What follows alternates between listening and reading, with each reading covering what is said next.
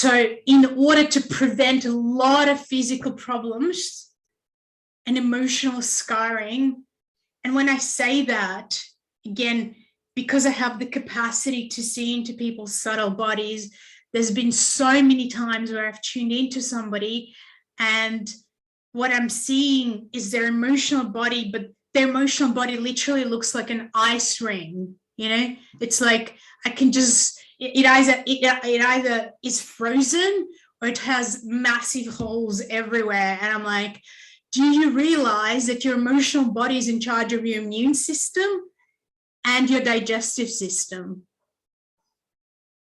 So, you know, if you ignore it, you cannot not have problems in your body eventually.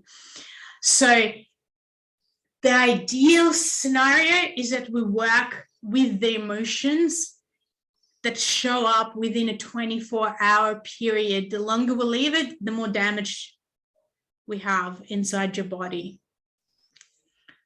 And this is why it's great for those of you who are like, yes, I can see this, I want to work on myself, that you wait till the end and you know, you get the audio. Again, this is not the full work, but is the beginning of the work that needs to be done on really getting to know yourself, befriending your emotions, befriending your body, befriending your soul.